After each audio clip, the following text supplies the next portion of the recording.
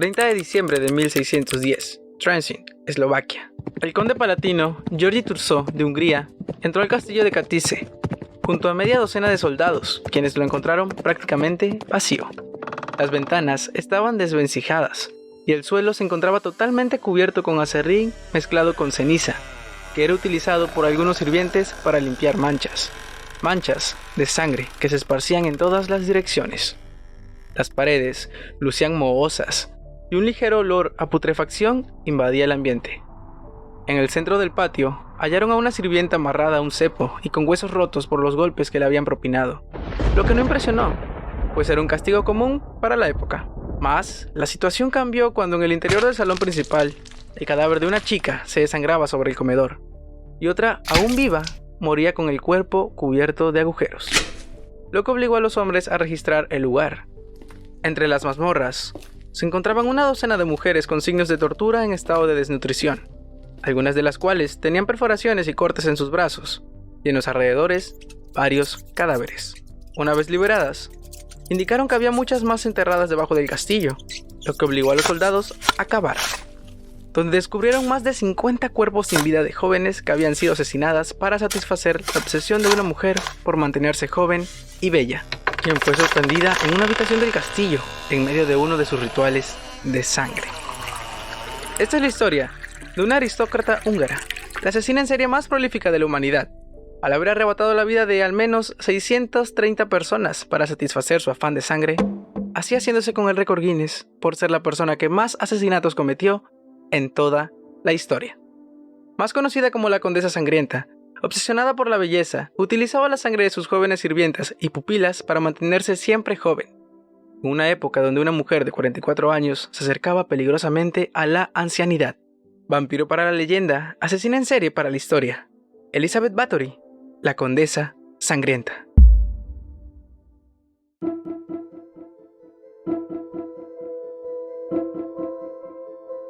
Bienvenido a Agnósticos. Sigue tu razón tan lejos como te lleve.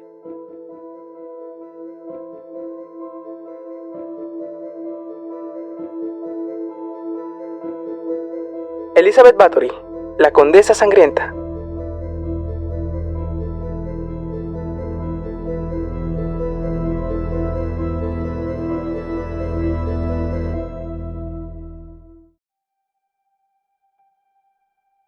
Bienvenidos a usted al episodio más agnóstico de todos.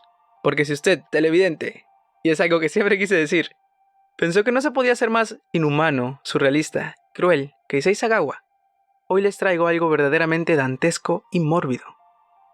Seguramente ya leyeron el título, y no creo que no lo hayan hecho. Una disculpa si usted no puede ver. Y para este punto, claro que ya escucharon también la introducción. Pero es que, ¿qué es esto? Escúchenme una vez más. ¿Vampiros en la vida real? Y usted dirá, ¿qué clase de clickbait es este, señor agnóstico? ¿Me viene a vender que los vampiros son reales acaso? ¿Acaso usted cree que yo me puedo comer que el vampirismo es más allá que el común de varios mitos primigenios del folclore indoeuropeo, cuya alma mater es tan solo una obra literaria de 1887, escrita por Bram Stoker, y su más grande símbolo es el protagonista cuyo nombre es el título de la misma obra? Y yo le diré, oiga, es usted muy culto. Pero no vengo a alimentar los mitos sobre los vampiros o a hablarles de que proceden de un trastorno sanguíneo real, llamado porfiria, de entre los siglos XII y XV en la Europa del Este. La representación de los vampiros es tan antigua como la humanidad, y no venimos aquí a hablar de mitos o leyendas, venimos a hablar de datos, no opiniones. Antes que nada, un placer gigante estar aquí con ustedes en el episodio 10 de Agnósticos. No lo puedo creer, que hemos hecho 10 veces esto. De verdad, muchísimas gracias a todos aquellos que escuchan y han escuchado su podcast semanal. Y es que entre tanto contenido de internet, que me escuchen a mí, es un honor. Yo sé que me estoy yendo bien arriba, la verdad. Usted dirá, oye, sacas que tienes como 5 seguidores y unas 20 views de media. Y yo de nuevo le diré, está usted en lo cierto. Pero mira, escucha que estoy feliz, me divierto y ansío tanto cada semana escribir, porque entro en un estado en el que me siento completo y fusionado con ese teclado frente a mi ordenador. Y en ese momento nada me detiene. Estamos completando una de 5 partes que tengo pensadas para este podcast. Y bueno, quiero que sepan que el episodio de hoy será un reto. Vamos a hacer un speedrun a lo Minecraft y espero no inaugurar el primer episodio de la saga Mini Agnósticos, que se me acaba de ocurrir con episodios cortitos, pero no por eso paupérrimos, para cuando no me dé tiempo de traerles un caso bien elaborado, así como me gustan y como les gustan a ustedes. Pero vamos a hacer lo mejor posible, como siempre se trata aquí, en este su podcast favorito. Que sepan que si esto está saliendo el miércoles, en menos de 24 horas, se grabó, se escribió, se editó y se publicó. Entre otras cosas, justo ahora estoy tomando un café como un maniático, porque tengo un chingo de cosas que hacer, entre ellas tareas, trabajos de edición, celebrar el cumpleaños de mi papá, encontrar un nuevo departamento y hasta unas salidas con unos amigos. Esta semana está cargadísima y si esto se está publicando el viernes o sábado, pues ya deberían saber que, pues, el speedrun fue un fracaso, pero esperemos que este barco Panamax cruce el Suez y llegue a Europa. Así que sin más, recuerden compartir este episodio en todos lados porque me ayudarían muchísimo. Sigan nuestras redes sociales como @agnósticos_. Ponte de una vez tus audífonos para mejorar esta experiencia. Suscríbete para tener suerte en el amor. Denle a like y sobre todo, disfrútenlo. Esto es para ustedes y para mí. Ojalá que los dos disfrutemos este viaje. Comenzamos. A mediados del siglo XI, cuando media Europa lanzaba ofensivas sobre Tierra Santa y en España el califato de Córdoba se iba descomponiendo en diversos reinos de taifas, el clan de los Gutkeled llegaba a la gran llanura húngara desde Alemania. Su origen era tan antiguo que se pierde en la noche de los tiempos, aunque se especula que podrían provenir de los restos del Imperio Romano. De todas las familias nobles descendientes de este clan, la mayoría eran todos los sanguinarias que se puede esperar de la nobleza centroeuropea de la Baja Edad Media. Es decir, mucho. Pero hay una en concreto que traspasa todos los límites de lo que podríamos considerar una crueldad habitual o pragmática al configurar generación tras generación. Una historia familiar que entra dentro del campo de la leyenda, del horror inconmensurable. Se trata de la familia Báthory. Ya lo decía Alejandra Pizarnik en la fabulosa obra La Condesa Sangrienta. Hay mucha fuerza en un nombre si uno cree en él. Y paréntesis, este siendo un libro que te recomiendo ampliamente si te interesa este tema. La leyenda de la familia se remonta a su fundador, Vitus Báthory, que habría sido premiado con el ilustre apellido y las tierras que lo acompañaban tras derrotar y ejecutar al, y cito, dragón que habitaba las marismas del condado de Jebes, al norte del país. El escudo de armas de la familia, tan alucinante como la propia historia de la misma, evoca tal hazaña, constando de un dragón y 3 dientes, correspondientes a las 3 heridas de lanza que consiguieron tumbar a la mole. Aún a día de hoy, el escudo es visible en algunos edificios, como en la portada de la iglesia de la Sagrada Trinidad de Košice, Eslovaquia, cuya construcción fue sufragada por Sofía Báthory. Este episodio, rápido pero nada normalito, siendo la 1 de la mañana del miércoles, vamos a adentrarnos en las entrañas de este linaje, claro que sí.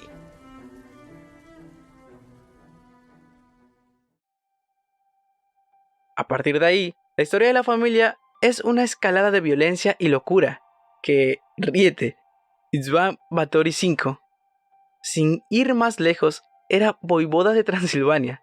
Magnífico título, Y ya disponía de fama de ser un magnífico y sanguinario guerrero, cuando el rey Matías Corvino de Hungría lo puso a mediados del siglo XV a la cabeza de un ejército destinado a ayudar a Vlad III a reclamar el trono del Principado de Valaquia en Rumania.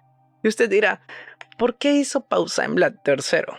Pues sí, ese Vlad el Empalador, Vlad III, Drácula. Cuando István y Vlad se conocieron, descubrieron que tenían muchísimos intereses en común, por lo que fuera, y se juraron amistad y alianza eternas. Así es, el personaje en el cual está basado Drácula es primo del personaje que vamos a hablar hoy. Vlad moriría en batalla poco después. István, por su parte, continuó batallando contra los turcos de forma feroz, hasta el punto que fue desposeído de su título de voivoda, debido a la extrema crueldad que mostraba con los Sículi, una etnia que habitaba el norte de Transilvania. Y es que la historia y la leyenda de los Báthory se entrelazan de tal modo que es difícil desenmarañar una de otra. Se habla de rituales satánicos, accesos de locura e incesto entre hermanos. Incluso, los hechos que sabemos ciertos están cubiertos por una cierta película de barbarie y violencia desenfrenada que solemos asociar a la ficción. La propia Alejandra Pixnarit habla de un Bathory que se volvió tan loco que no distinguía el verano del invierno y mandaba a arrastrar trineos por la tierra seca. También cuenta que Clara Bathory fue muy aficionada a practicar el sexo, tanto con hombres como con mujeres, lo cual la convertía en ese tiempo evidentemente en el mismo demonio. Asesinó presuntamente a 4 maridos antes de que el último le cortase el cuello tras casarla con un amante, no sin antes hacer que la violara. Toda una guarnición turca. Clara había sido, en teoría, la responsable de iniciar en el camino de la depravación a la Bathory más ilustre de todas, Erzsébet Bathory. Elizabeth en castellano, por eso le puse Elizabeth. Erzsébet nació de 2 Bathory de ramas diferentes, en Hungría, el 7 de agosto de 1560, en el seno de una de las familias aristocráticas más poderosas y acaudaladas de Transilvania, y según lo que se cuenta de ella, habría heredado todos los demonios que habían acompañado a sus ancestros. Se sabe que de pequeña sufría terribles dolores de cabeza y que tenía un temperamento espantoso, propicio a los cambios de humor, aunque por lo demás era bastante inteligente, como todos los personajes que traemos a este podcast. Al parecer todos los asesinos brutales y despiadados de la historia eran inteligentes. ¿Qué les puedo decir? Siguiendo con la tradición familiar endogámica, a los 14 años la casaron con Ferenc Nadasdy, conocido como el Caballero Negro, 5 años mayor y perteneciente a una de las familias nobles más distinguidas de Hungría. No tan distinguida, no obstante, como la de su señora, por lo que Ferenc tomó el apellido Bathory tras las nupcias. Ferenc era el típico noble centroeuropeo de gustos sencillos.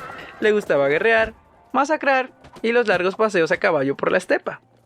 Parte de la rumorología que rodea a Erzsébet asegura que ésta tuvo un affair con un sirviente antes de casarse con Ferenc y que este romance resultó en un hijo.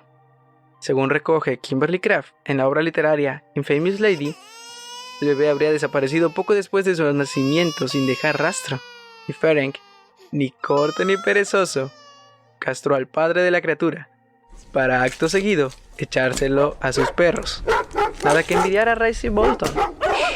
El caso es que Erzsébet se casó y se mudó al castillo de Katice, situado en los pequeños Cárpatos, Eslovaquia, junto a su suegra, Orsolya Nadasdy, que por supuesto también era una de alta alcurnia. Ferenc estaba todo el día de picos pardos guerreando contra los turcos. Tardaron una década en tener hijos porque Ferenc no paraba por casa ni a cambiar de muda, y Erzsébet se aburría como cualquiera en cuarentena. Al menos, eso sí, podía entretenerse con pasatiempos inocuos como pinchar con alfileres a sus sirvientas y mordiéndolas salvajemente para aliviar sus jaquecas. Según ella, mano de santo. Por lo visto, también gustaba de castigarlas sacándolas al jardín y untándolas de miel en verano, para dejarlas a merced de los insectos y bañándolas en agua helada en invierno. Llegamos al punto de este fino capítulo titulado Las atroces torturas a las criadas de Erzsébet. Ferenc conocía las particularidades de su señora. Si bien le parecía bien hacer la vista gorda mientras ella cuidara de su castillo y sus tierras en su ausencia. Aunque no parece muy extraño considerar que una persona que arroja a los perros a un rival amoroso considere tales actos como simples pequeñas extravagancias.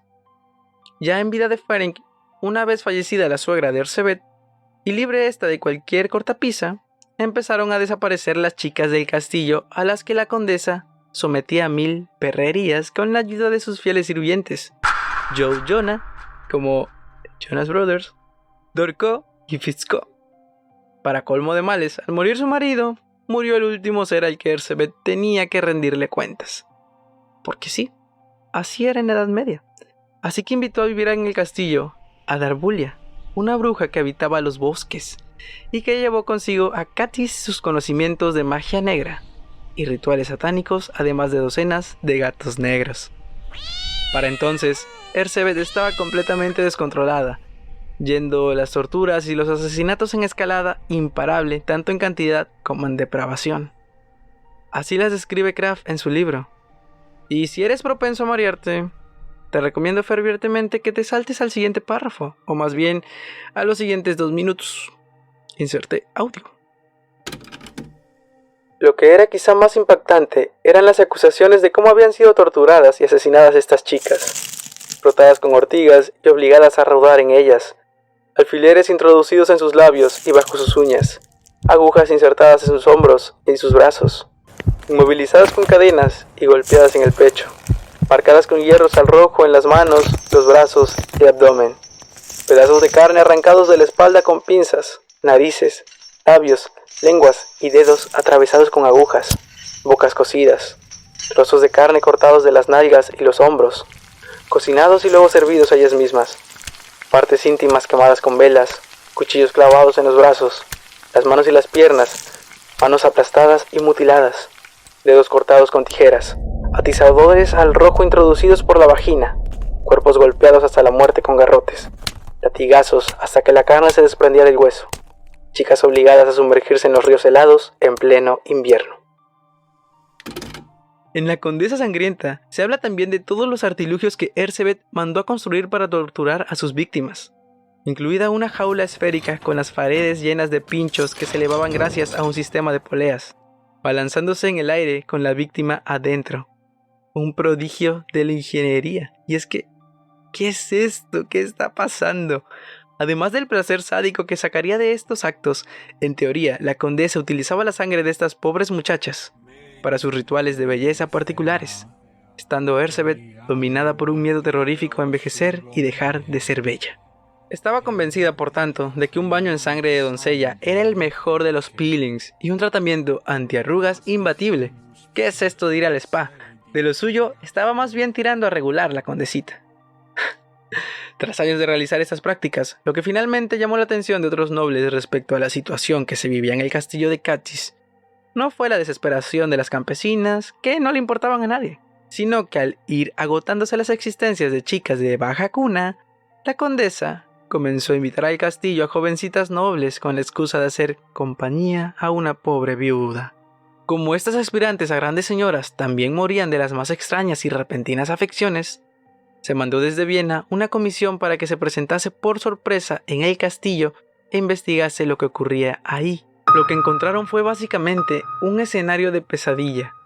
Decenas de adolescentes encerradas en los sótanos a medio mutilar, pucheros llenos de sangre seca, instrumentos de tortura, suelos cubiertos de ceniza para absorber la sangre y todo rodeado de un fuerte olor a cadáver.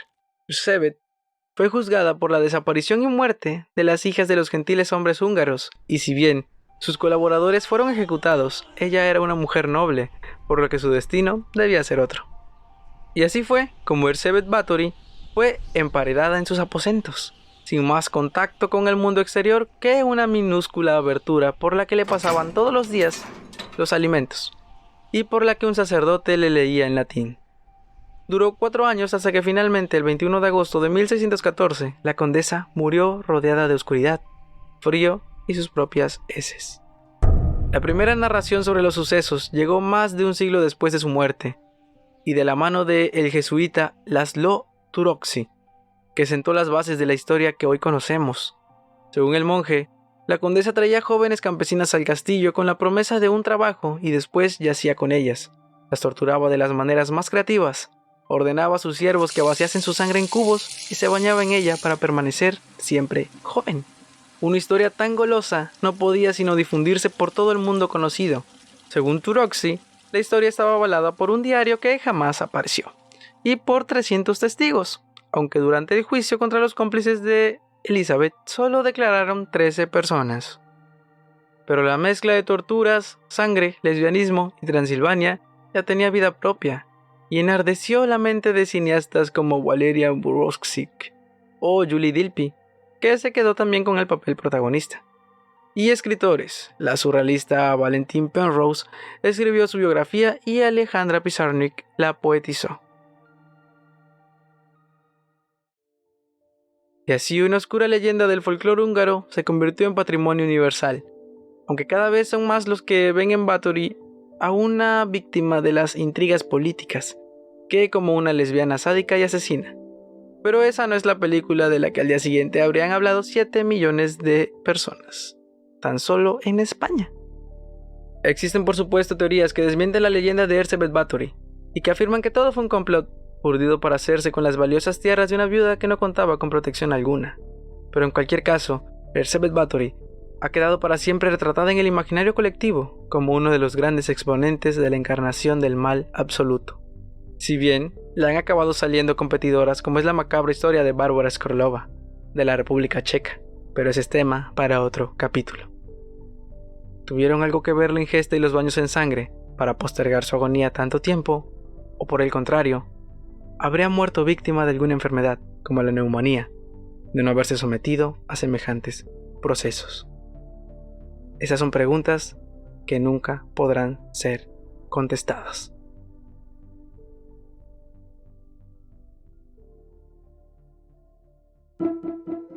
Una vez más, gracias, miles de gracias por llegar hasta aquí. ¿Qué tal este caso? ¿Qué tal este podcast? ¿Qué tal esta vida? Siendo las 2 de la mañana no tengo más que decir que buenas noches. Suscríbanse a este bello podcast, dennos amor por todo el internet y compártanlo. Esparzan este podcast como cual abeja al polen, como cántaro al agua y como leña al fuego. Sigue tu razón tan lejos como te lleve. Mi nombre es Damián Medina y esto fue Agnósticos, episodio 10. 10 de 50. Adiós.